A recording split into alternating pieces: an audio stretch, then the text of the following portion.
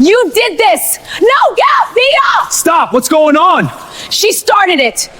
The wine hit Imani's face before she even heard the glass shatter. Imani Reed's breath hitched as the ice-gold vintage soaked into her crisp white uniform, the liquid dripping like blood onto the pristine restaurant floor. Then came the strike, a sharp, stinging backhand that echoed through the vaulted ceilings of the labyrinth.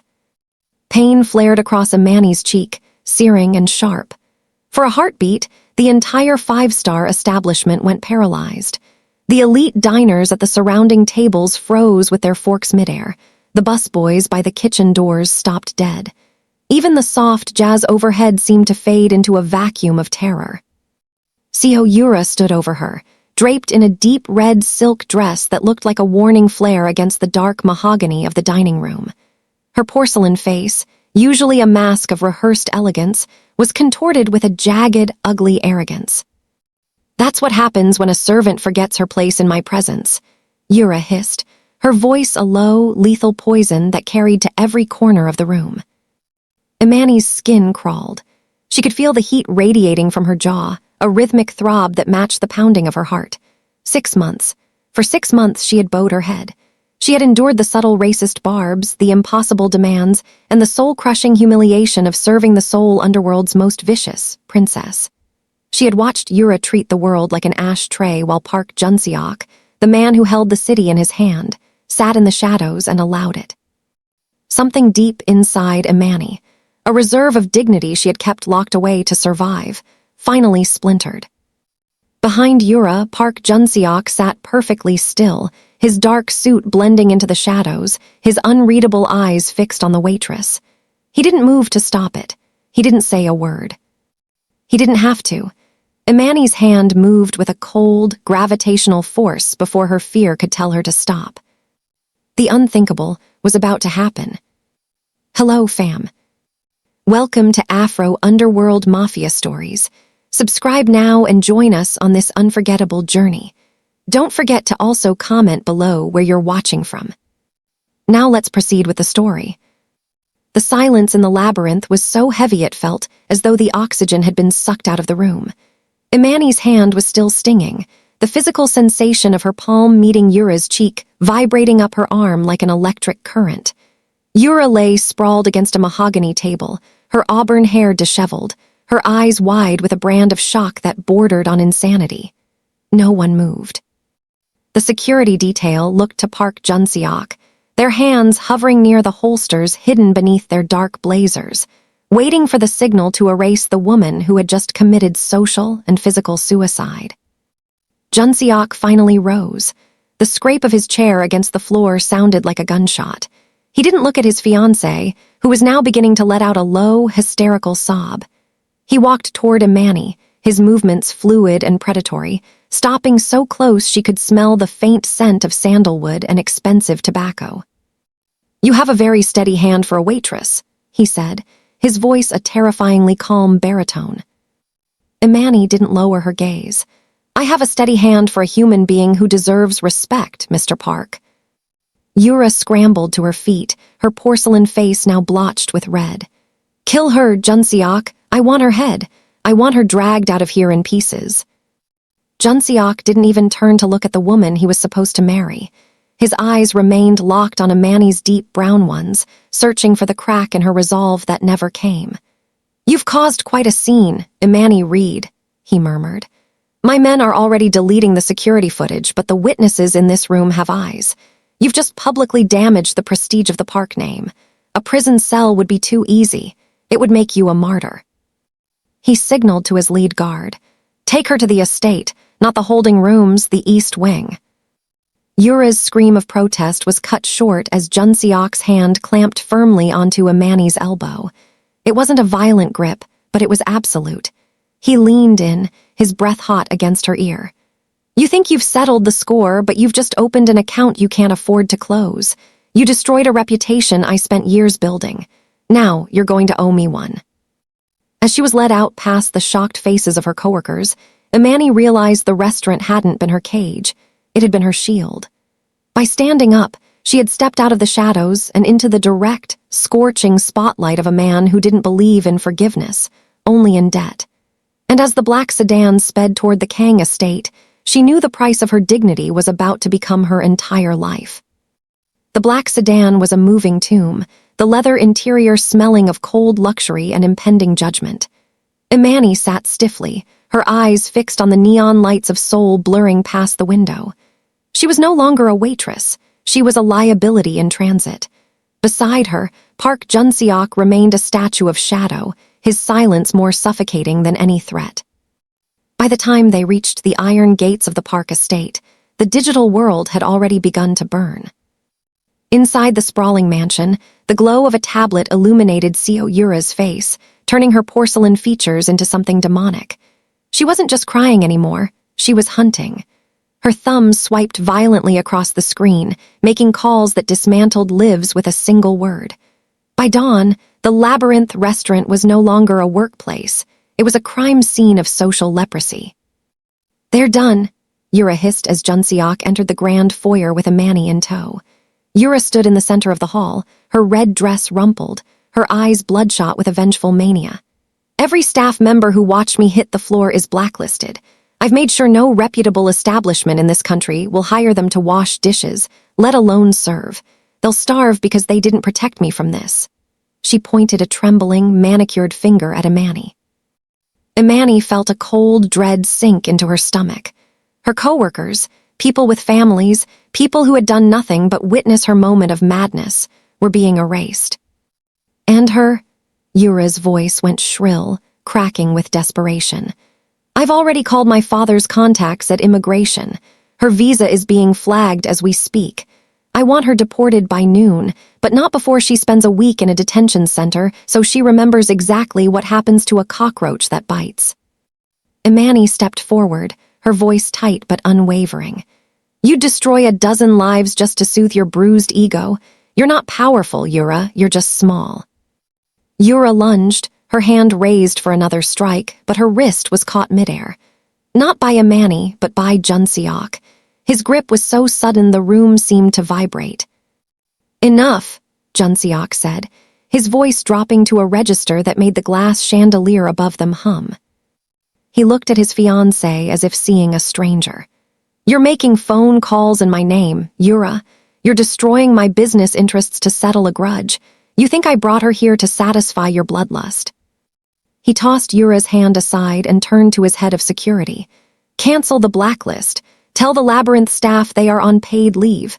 As for the immigration office," he turned his cold, calculating gaze back to Imani. "Tell them Miss Reed is now under my personal sponsorship. She isn't going anywhere. She's going to work in the lion's den since she's so fond of biting." Yura's face went white, the red of her dress now the only color left in the room.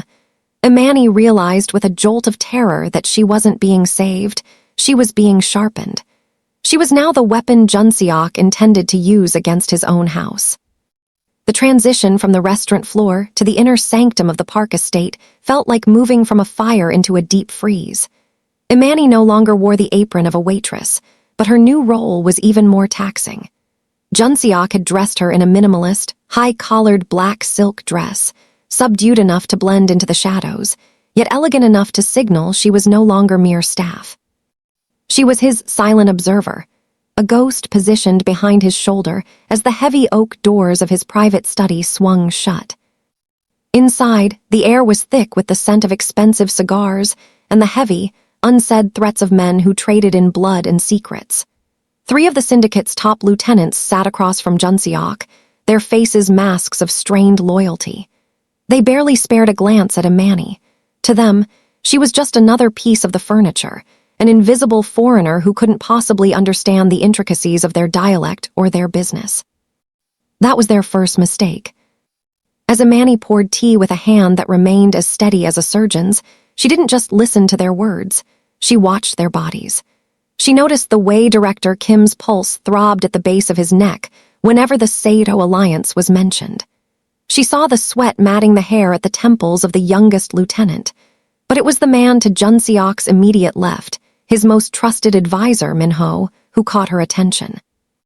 While Jun-Seok spoke of expanding their shipping routes, Minho's thumb was rhythmically tapping a coded sequence against the side of his thigh, a nervous twitch that didn't match his calm, reassuring smile. When a folder of sensitive logistics was passed across the table, Imani leaned in to clear a stray cup. In that split second, she saw it, a burner phone hidden in the silk lining of Minho's jacket sleeve, vibrating with a localized signal. He wasn't just listening, he was transmitting.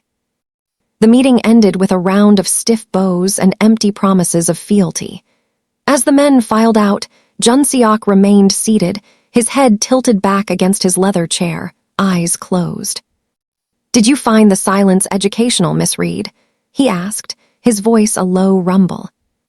"I found it loud, Mr. Park," Imani replied, setting the tray down with a soft click. "The man you call your right hand is leaking the room." Jun-Seok's eyes snapped open, cold and sharp as obsidian. "Careful, Minho has been with my family for 20 years. Then he's had 20 years to learn how to hide his resentment," Imani said, stepping into the light. "He has a transmitter in his sleeve. He didn't just hear your plans, the Seo family heard them in real time." Jun-Seok stood, the predatory grace of his movement returning in an instant. He didn't question her. He walked to the window, looking out over the Seoul's skyline he supposedly controlled. The silence between them stretched, no longer one of servant and master, but of two outsiders recognizing the same rot. "Yura wants you gone because you're a dishonor," Jun-Seok murmured, turning back to her with a ghost of a smirk. "But it seems the woman who slaps back is the only one in this house with her eyes open." The afternoon sun hung low over the estate's private garden, casting long, jagged shadows across the manicured stone paths. Imani stood by the koi pond, the scent of blooming jasmine clashing with the metallic chill of the air. She wasn't supposed to be here alone, but the house had become a pressure cooker, and she needed a moment where the walls weren't whispering her name. "You look quite comfortable for someone standing on the edge of a grave."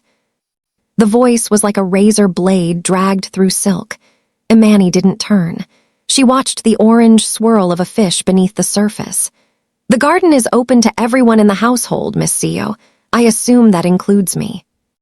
Yura stepped into view, her auburn hair catching the light, her face a mask of fragile, trembling rage. She had traded her red silk for a pale, expensive floral dress, but the expression underneath was anything but soft. "You are an infection," Yura spat, walking closer until she was mere inches from Imani. "Jun-Seok thinks you're a novelty, a stray he can train. But I see you. You're a parasite waiting for a moment to steal what you haven't earned." Imani turned slowly, her deep brown eyes as calm as the pond.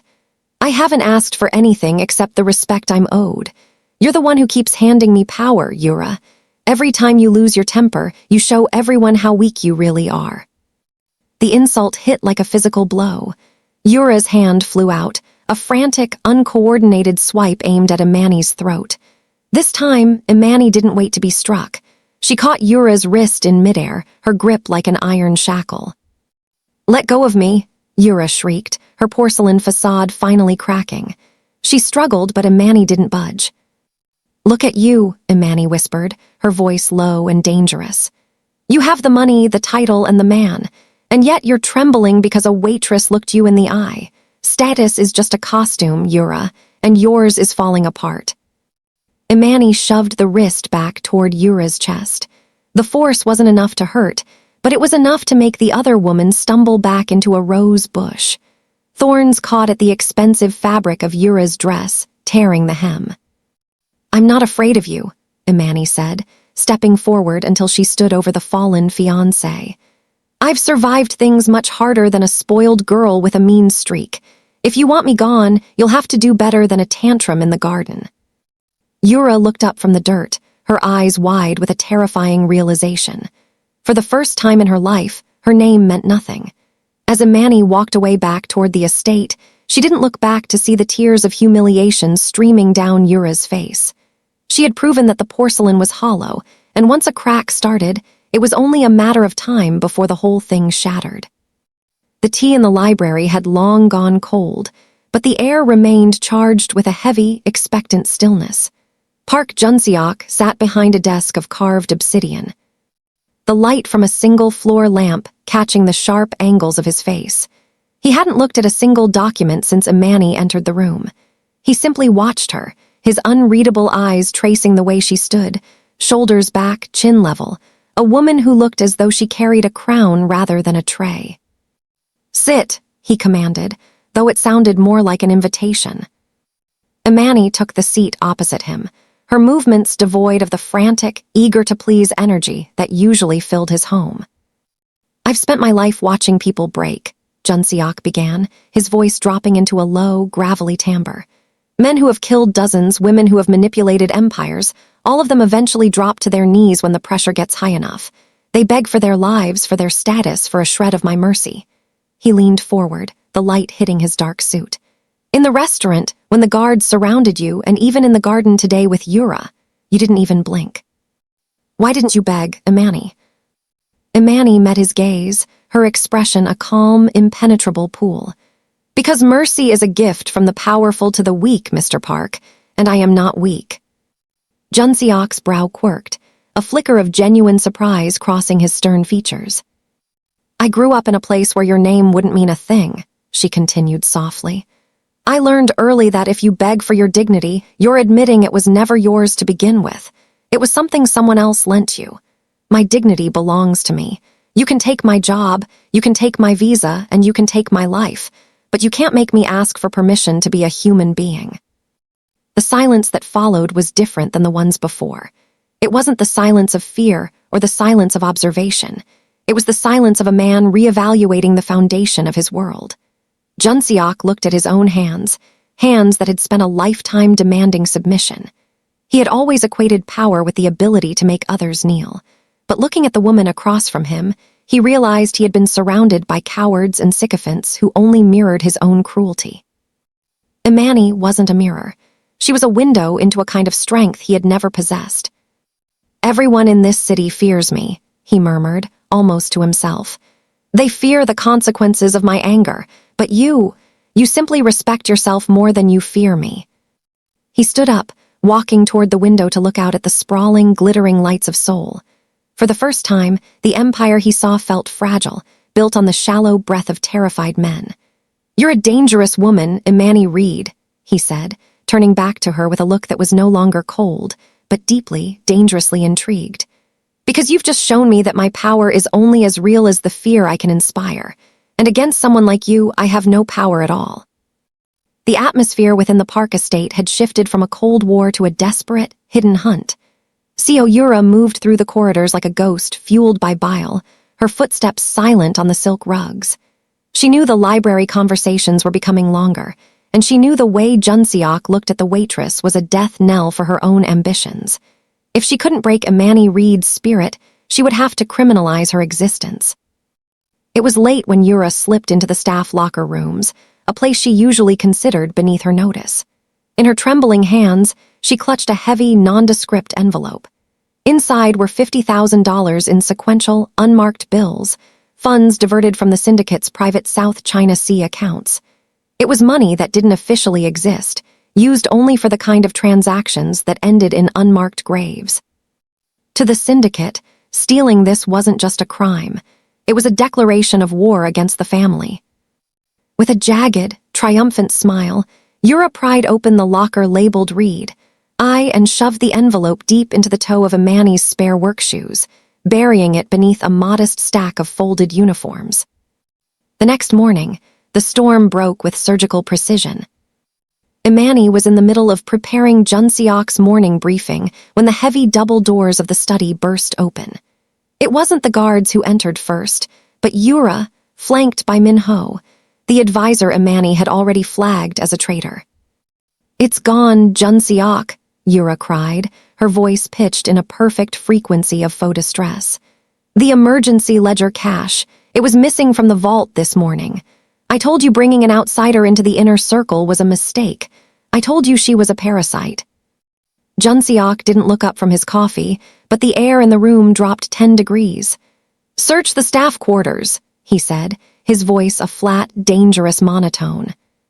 Imani stood perfectly still, her heart hammering against her ribs like a trapped bird, but her face remained a mask of iron. She watched as the security team marched toward the lockers. 10 minutes later, they returned. The lead guard placed the heavy envelope on the obsidian desk with a thud that sounded like a casket closing. Found in locker 42, the guard reported, tucked inside her shoes. Yura let out a sharp, victorious breath. There it is. The dignity she talks about so much. It's amazing what a waitress will do for $50,000. Kill her, Jun-Seok. End this embarrassment now. Minho stepped forward, his eyes gleaming with the chance to eliminate the woman who had seen through his own double play. The protocol for internal theft of syndicate funds is absolute, boss. Jun-Seok finally looked at Imani. He didn't look angry, he looked disappointed, his eyes searching hers for a flicker of guilt. Imani didn't look at the money. She didn't look at the guards. She looked directly at Yura, nodding the tiny, frantic pulse in the woman's neck. I didn't take it, Imani said, her voice echoing with a clarity that made Minho flinch. And the person who put it there was in such a hurry to frame me. They forgot that I haven't had the security code to the staff wing since you moved me to the East Wing 3 days ago. Check the logs, Mr. Park. See whose thumbprint opened that door at midnight. The air in the grand hall was thick with the scent of old wood and the cold, metallic tang of unspent violence. Jun-Seok sat at the head of the long lacquer table, his face a sculpture of shadows. He had summoned the household's senior staff and the core lieutenants of the syndicate. This was no longer a domestic dispute, it was a tribunal. Yura stood to his right, her posture rigid, her fingers twisting the fabric of her dress. The evidence is in the envelope, Jun-Seok, she insisted, her voice trembling with a desperate edge. The guards found it in her locker. What more is there to discuss? You are wasting time on a thief when the law of our house demands her blood. Jun-Seok didn't look at her. His gaze remained on Imani, who stood at the foot of the table, isolated but unbowed. Miss Reed, he said, his voice a low, dangerous vibration. You claim the digital logs will clear you. Speak. Imani took a single step forward, her movements economical and precise. She didn't look like a woman on trial. She looked like a woman presenting a closing argument. Mr. Park, logic is a stubborn thing. It doesn't bend for status or emotion, she began, her voice steady enough to quiet the room. The money was found in my old locker in the West Wing. However, since my reassignment to the East Wing, my biometric access to the staff quarters was revoked. I couldn't have entered that room at midnight to hide anything. She could have bribed a guard, Yura shouted, her porcelain face flushing a frantic pink. Perhaps, Imani countered calmly, turning to look directly at Yura. But that leads to the second flaw. The envelope contains $50,000 in sequential bills. To move that much cash from the vault, one needs the primary override code, a code held only by you, Mr. Park, and your fiancée. If I am the thief, I must be a magician, because I have never been within 10 feet of that vault. The lieutenants shifted in their seats, the sound of fabric against leather loud in the silence. Jun-Seok's eyes narrowed, his focus shifting toward Yura. And finally, Imani continued, her tone dropping to a whisper that commanded more attention than a scream. The money was tucked into my spare shoes. Those shoes were cleaned and polished by the night staff at 10:00 p.m. The head housekeeper can testify they were empty then. The logs show that between 10:00 p.m. and dawn, only one person entered the staff wing who didn't belong there. Someone who thought her shadow was as invisible as she thinks I am. Imani gestured toward the security tablet on the table. Check the thermal signature from the 2:00 a.m. hallway feed, Mr. Park. You won't see my face, but you will see a woman in a silk gown, carrying a heavy envelope, walking with the frantic stride of someone who knows her time is running out. Jun-Seok reached for the tablet. The silence that followed was absolute, the kind of silence that precedes a landslide. As he watched the screen, his jaw tightened, the bone prominent against his skin. He didn't have to say a word. The way he slowly turned his head toward Yura told the entire room that the untouchable fiancée had just become the architect of her own ruin. In the face of Imani's grounded truth, the porcelain had finally shattered beyond repair. The fallout of the trial didn't bring peace. It brought a declaration of war. Within hours, the grand gates of the estate groaned open to admit a motorcade of black armored SUVs. Out stepped Chairman Seo, Yura's father, a man whose influence in the political sphere was the only thing that kept the Park syndicate's legal troubles at bay. He did not come to offer an apology for his daughter's disgrace. He came to demand a sacrifice. The atmosphere in the drawing room was suffocating. Chairman Seo stood by the fireplace, his silhouette imposing and ancient, while Yura cowered in a chair behind him, her eyes still rimmed with the red of her recent humiliation. Jun-Seok sat opposite them, his expression as unreadable as a frozen lake, while Imani stood in her usual place in the shadows, the target of every bitter glance in the room. "This farce has gone on long enough, Jun-Seok," the chairman barked, his voice like grinding stones. "My daughter's reputation is the Seo family's reputation. To suggest she would stoop to framing a common servant is an insult that threatens our entire partnership. The marriage alliance, the port contracts, the political cover, it all vanishes today unless this girl is dealt with." Jun-Seok's eyes flickered toward the chairman. "And by dealt with, what exactly are you proposing, Chairman?" "I want her gone. Permanently," the older man hissed, his gaze sliding toward Imani with a look of pure aristocratic disgust. "She is a witness to things she has no right to see. She has caused a rift in two of the most powerful families in Korea. Hand her over to my security detail. We will ensure she is returned to her country in a way that ensures she never speaks again. It is the only way to restore the balance." Yura looked up, a cruel, hopeful light returning to her face. "It's her or the empire, Jun-Seok. You can't keep a waitress and a kingdom." The silence that followed was the heaviest Imani had ever felt.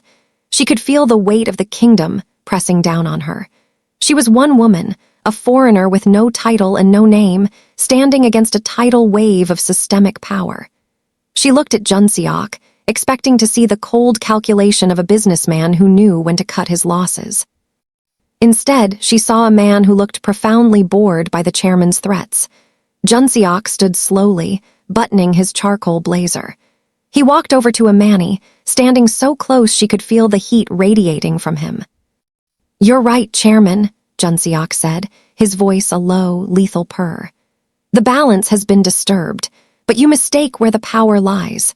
My empire isn't built on a marriage to a woman who hides money in shoes. It's built on loyalty and truth, things your daughter has proven she cannot provide." He turned his back on the chairman, facing Imani fully. "He wants your head to save his pride. What do you want, Imani?" Imani met his gaze, her voice echoing with a calm that chilled the room. "I want to see what happens when the lion finally stops listening to the hyenas." Jun-Seok's lips thinned into a dark, satisfied smile. He looked back at the chairman. "The alliance is dead. Get out of my house before I decide that your head is a better trade for my time."